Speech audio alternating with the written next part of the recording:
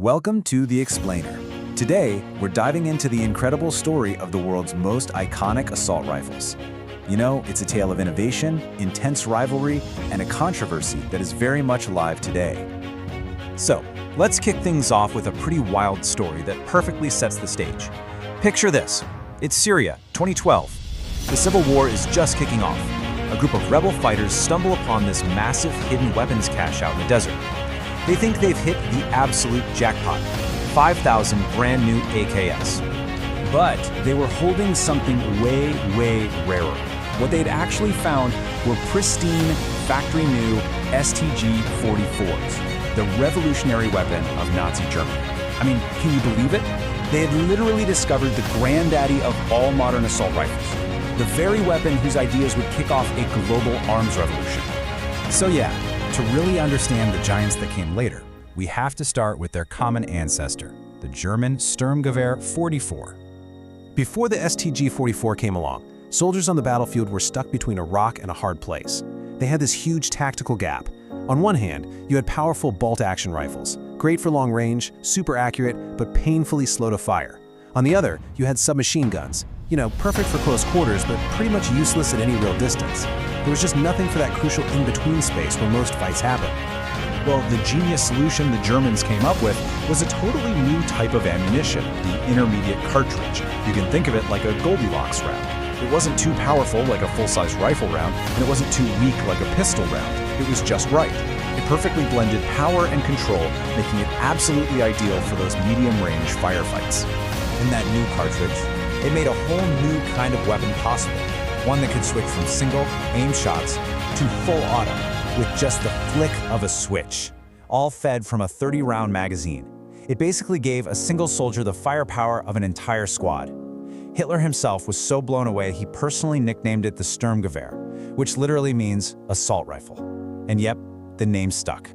Okay, so here's where the story really takes a turn. The legacy of the SG-44 kind of splits into two totally rival philosophies, and it all starts with a wounded Soviet tank sergeant by the name of Mikhail Kalashnikov. So while Kalashnikov was recovering from his wounds, he was just haunted by how much better the German automatic weapons were.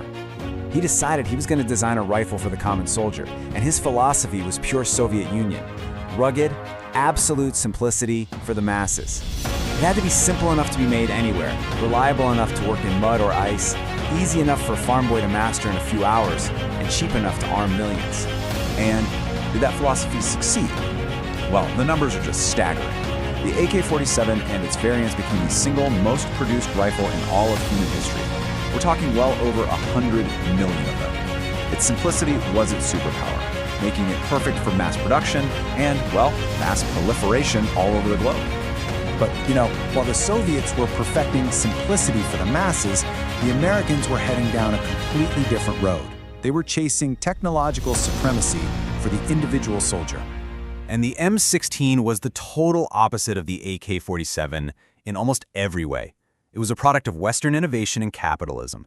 It wasn't built for ruggedness, it was built for precision and for being lightweight. It used, for the time, space-age materials like aluminum alloys and plastics. Not a splinter of wood on it. It just screamed futuristic. It was a sophisticated tool for a modern professional army. The goal here was really clear. Give the American soldier a serious tech advantage. The M16 was lighter, meaning you could carry more ammo. It fired a smaller, much faster bullet that was designed to be incredibly accurate at a distance. And with a blistering rate of fire, this thing was engineered to just outshoot and outrange any opponent on the field. So you've got these two completely different design philosophies. It was just inevitable that they were going to meet on the battlefield. And their ultimate proving ground? The brutal, unforgiving jungles of Vietnam. So, the big question is, how did these two philosophies actually hold up under the insane pressure of combat? While the AK-47, with its loose parts and simple design, was practically immune to the mud and the humidity. I mean, a soldier could literally rinse it out in a river and it would just keep on firing. The M16, though, that was a very different story. The M16's high-tech, precision design, all those really tight tolerances, it became its Achilles heel. All the grit and moisture in Vietnam caused the rifles to jam constantly, and we're talking about at the worst possible moments, with absolutely tragic results. And look, this wasn't just a few anecdotes. This was a full-blown crisis. A 1967 survey of U.S. troops confirmed it. It was a disaster. Get this, a staggering 80% of soldiers reported their M16s had jammed on them in combat. 8 out of 10. Meanwhile, the simple, rugged AK-47, it just kept working, earning a reputation for reliability that is legendary to this day. That battle in Vietnam was a defining moment, for sure, but it was really just the beginning. In all the decades since, the legacies of these two rifles have grown far, far larger and way more complex than their designers ever could have imagined.